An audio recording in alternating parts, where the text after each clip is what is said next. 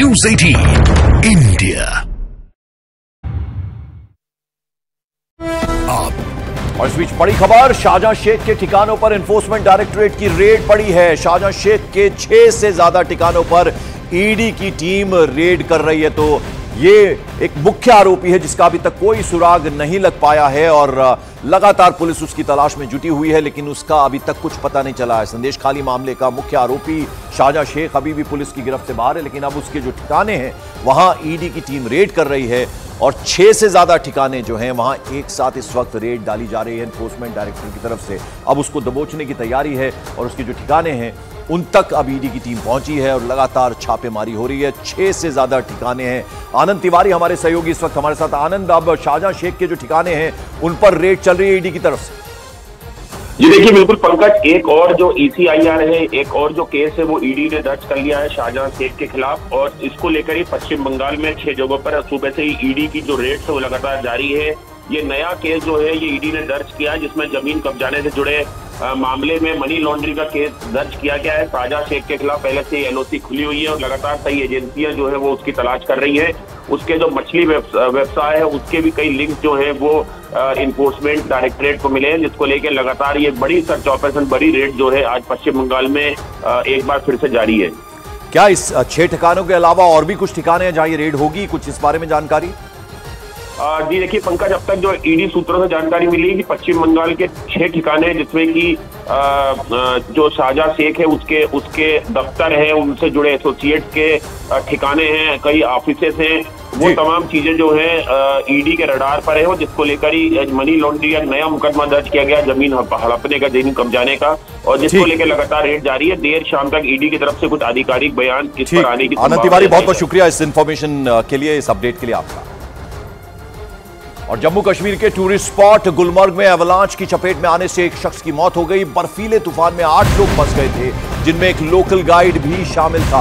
Avalanche में फंसे लोगों को बचाने के लिए सेना ने मोर्चा संभाला और फंसे हुए लोगों को हेलीकॉप्टर से रेस्क्यू किया गया। इस एवलांच में फंसे 7 लोगों का रेस्क्यू पूरा कर लिया गया है, जिन्हें बाद में इलाज के लिए हॉस्पिटल में भर्ती भी कराया गया, लेकिन एक शख्स की इस एवलांच के आने से, उसमें फंसने से मौत हो गई। तो गुलमर्ग में जहां विंटर एक तरह से गेम्स चल रही हैं, रिफत हमारे सहयोगी हमारे साथ जुड़ रहे हैं। रिफत, एक शख्स की मौत की खबर है, आप भी उस रेस्क्यू टीम में गए थे, जरा बताएं क्या कुछ हुआ वहां? देखिए पंकज, बहुत अनफॉर्चुनेट इंसिडेंट था और उसमें एक रशियन स्कैर की मौत हुई, क्योंकि रेस्क्यू ऑपरेशन क्विकली लॉन्च किया गया विदिन 15 मिनट्स। उसमें भारतीय सेना थी, यहाँ की स्की पेट्रोल की टीम थी, Gulmarg development authority, tourism department, बाकी पुलिस के लोग, उन्होंने क्विकली रेस्क्यू ऑपरेशन किया। मैं दिखाना चाहूँगा, जो हमें दर्शक देख रहे हैं, ये वो स्पॉट है जहाँ पे ये सारा कुछ हुआ। यानी ये जो है यहाँ पे ये एग्जैक्ट स्पॉट है जहाँ पे ये सब कुछ हुआ। ये एग्जैक्टली यहाँ पे हम कल थे। आपको मैं पहले जूम आउट करके दिखाने की कोशिश करूंगा। देखिए ये कितनी दूर है और न्यूज़ 18 इंडिया की टीम कहाँ पहुंची थी।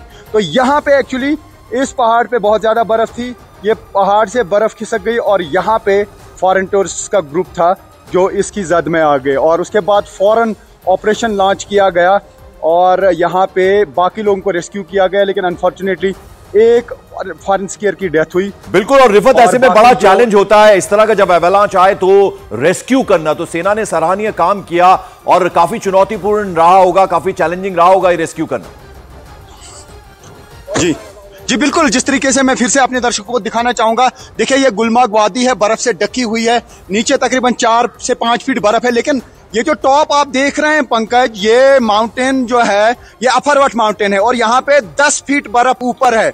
और जब स्नो एवलांच इन दर्रों में आ जाता है, 40 से 50 फीट बर्फ की डेप्थ रहती है और उसमें रेस्क्यू ऑपरेशन लॉन्च करना कोई आसान काम नहीं है। ये आप देख सकते हैं, ये जो आप देख रहे हैं ये दर्रा, यही वो दर्रा है जहां पे ये स्नो एवलांच आया था। बिल्कुल एग्जैक्ट वही स्पॉट है। तो यहाँ पर ही रेस्क्यू ऑपरेशन भारतीय सेना ने, सिकी पेट्रोल ने, टूरिज्म डिपार्टमेंट के लोगों ने, GDA के लोगों ने लगाया और 15 मिनट में क्विक ऑपरेशन कर दिया गया और उसकी वजह से बाकी लोग बच गए।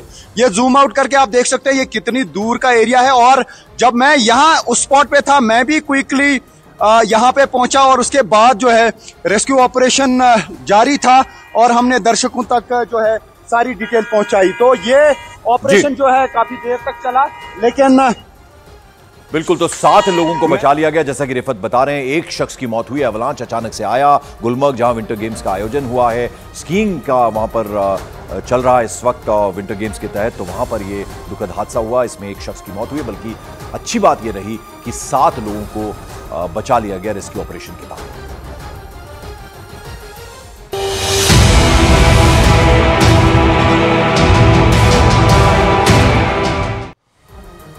बड़ी खबर, गजवा हिंद पर फतवा देकर दारुल उलूम विवादों में घिर गया है। हिंदूवादी संगठन के साथ साथ ही सरकारी जो इंस्टीट्यूशंस हैं, उन्होंने भी दारुल उलूम पर एक्शन लेने की मांग कर दी। वीएचपी के विनोद बंसल ने दारुल उलूम देवबंद पर एफआईआर दर्ज कर इसे बंद करने की मांग कर दी है। उन्होंने दारुल उलूम को आतंकवादियों को पालने वाली संस्था बतला दिया।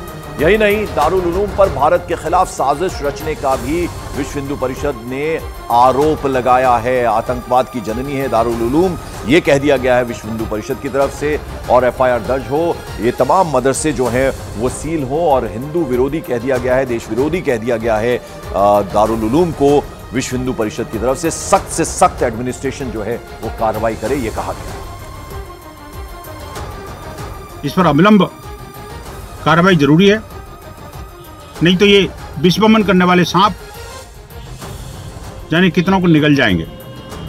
जिसको इस्लाम के अनुसार से लेजिटिमेट कर रहे हैं, वही भारत के कानून के हिसाब से देशद्रोह है। इसकी परिभाषा को इनको समझना पड़ेगा, समझाना पड़ेगा, और उनकी भाषा पर भी।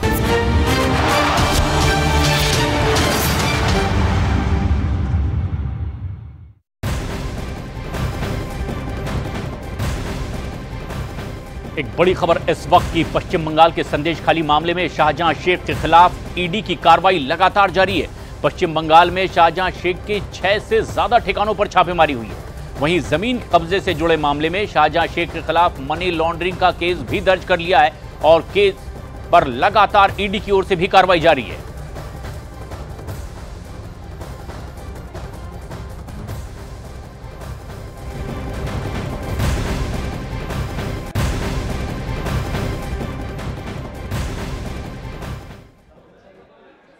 और ये सीधी तस्वीर आप इस वक्त देख रहे हैं काशी हिंदू विश्वविद्यालय में स्वतंत्रता सभागार में खास कार्यक्रम, जहां कई प्रतिभागियों को पुरस्कृत करते प्रधानमंत्री नरेंद्र मोदी, संसद संस्कृत, संसद फोटोग्राफी और इसके अलावा कई अहम प्रतियोगिताओं के प्रतिभागियों, विजेताओं को यहां प्रधानमंत्री नरेंद्र मोदी पुरस्कृत करते दिखाई दे रहे हैं। एक बेहद खास कार्यक्रम वाराणसी में, जहां प्रधानमंत्री नरेंद्र मोदी पहुंचे हुए हैं।